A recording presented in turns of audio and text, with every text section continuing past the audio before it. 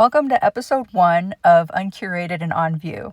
This is a weekly series based in my atelier where I create paintings and share the process and stories behind them. This is me. Hi, my name is Lisa Zaruka. I've been painting professionally for over 17 years, and this week's creation is a painting of Sand Harbor from Lake Tahoe. And I'm going to be completely honest with you here, guys. I really didn't want to do this painting, but that also morphed into why it was important for me to finish it and to share it with you guys here and now. I mean, it only took me 7 months of overthinking and then a solid week of painting to completely finish it. That's how the creative process plays out sometimes. It's not always linear. It can be messy.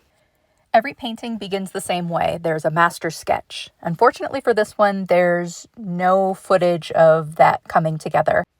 The original concept and reference photo for this piece came from a client of mine. They thought it would look good in my art style and suggested that I paint it.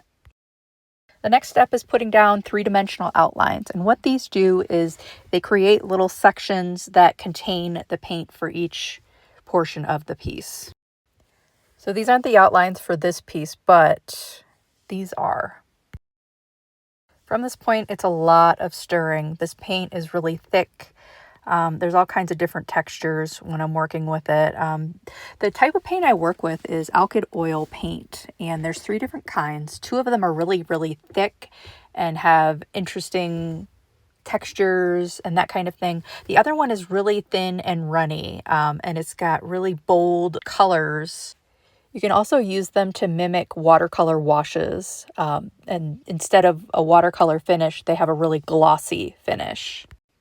To follow along with the timeline, just as a point of reference, this footage was actually taken on Tuesday, May 19th. This was the first full day of painting. So you might start to notice that I don't use paintbrushes for this. I don't use paintbrushes. I use bamboo skewers and droppers on a flat, hard surface. The paint is directly applied within the outlines in a pre-planned order. And we'll get into that and the logistics of it another time. Let's zoom in and take a closer look at what I just finished. Right away, I used the dropper with the clear medium just to blend things. I did a quick scan of the entire surface just to show you how the texture and shimmery paint really catch in the light.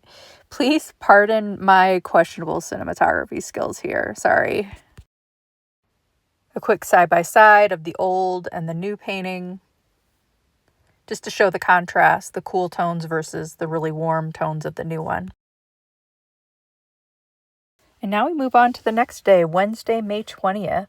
As you can see, there was significant progress the day before, and I'm jumping in on more rocks. That was on purpose. Doing all the rocks first, especially at the top, would allow enough time to dry before the water portions. You'll notice the blue dots on the surface. Those are targeted sections for the day. These are pre-planned to prevent spillover between sections. This paint is wonderful, but once it's on the surface, it continues to move by expanding and lacing together with the other paints and colors, which is really cool until it begins to conquer the section next door, which if there's fresh paint there too, it'll all start to mix and expand and get messy. And that's a hard lesson to learn. And unfortunately, it happens slowly. I've missed it before and then it was too late. The blue marked sections either don't share an edge with the fresh paint or the paint has sufficiently dried, which is usually around 24 hours later. Because of the natural reactivity of the paint, there's a lot of pre-planning that has to happen. This medium is very satisfying and rewarding, but this medium is also incredibly unforgiving. So just a heads up, both of my sons were casually in and out of the atelier that day. They'll make a cameo at some point, I'm sure, but it's nice to be able to work. This is not new territory for, oh wow, I was really getting into something. What were we doing that day? I can't remember, but they're used to this kind of thing being the norm. It's just another normal day, for us. This day, I finished most of the rocks that were above the water line, and I was very happy about that. It's pretty common practice for me to work on 2 different pieces at the same time, so I got out the old one, and that's really just to keep the flow state active, because if it's not, I will die. Okay, maybe not die. Working on multiple pieces at the same time is important. It just keeps the momentum going. I ended up getting the reflections down really, really quickly, and I was very happy with them, but I got stuck on the water again. So I had to go to my digital device to try and color block those out. When I went back to the warmer piece, I discovered there was some spillover, unfortunately. That happens, and it can be cleaned up pretty easily. So the gold here and then the blue on the above the surface rocks, those are creative liberties I've taken just based on my art style. My work isn't intended to be hyper-realistic or even realistic, so it gives me more freedom to make color choices that are interesting to me. Saturday was a big day. I ended up painting the top portion of Lake Tahoe using cyan and cobalt, and there's no footage of this, unfortunately. This portion was very large and stressful, but I will say I did not cry. I was very happy with that. Also very happy with how it turned out. So remember when I said I didn't want to do this painting? My work usually has a story about the subject or me, and hopefully it connects to its audience. I struggled with connecting to this one, but while I was painting the top portion of the lake on Saturday, I had this really strong urge to use this darker cobalt color I have. And it's really cool because it creates light refraction effects like in a pool or water ripples. But it's very textured and darker, so it's totally not appropriate for the smooth, open lake portions. But I still felt called to use it. And this is where I found myself putting it. I'm using cobalt for the shadows under the rocks in the foreground water.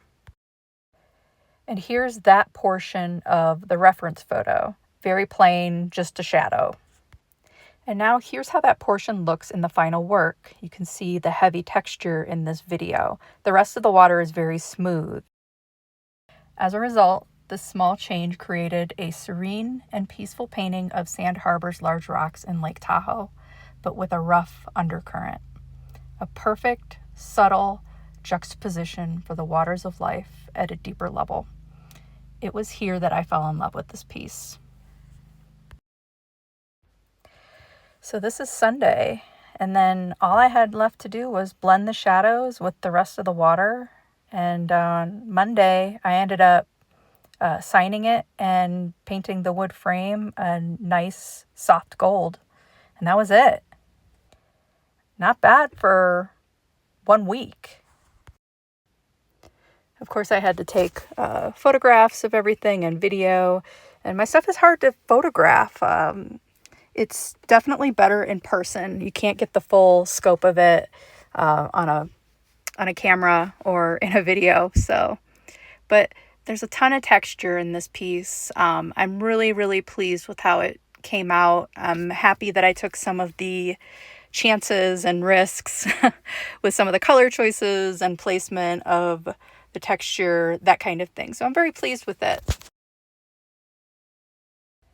I still have the cooler version to finish, so that's good. I have a feeling that there's going to be a lot more green and then more cyan.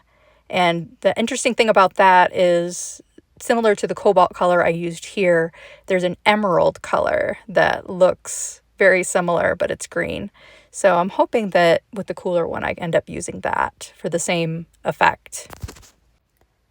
The rock reflections were really an early boost of confidence for this piece for me. I actually had to wait to finish those and the rocks that are underwater until the very last minute on Sunday because the paint needs to be dried for at least 48 hours before you can go over it with another color. But here's the piece in its entirety. It is still available.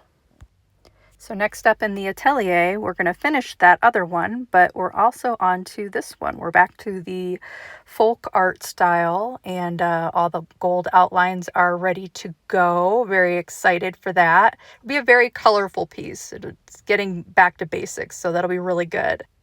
Thank you for watching, and if you like this video, hit like and subscribe, and I will be back next Friday with another episode.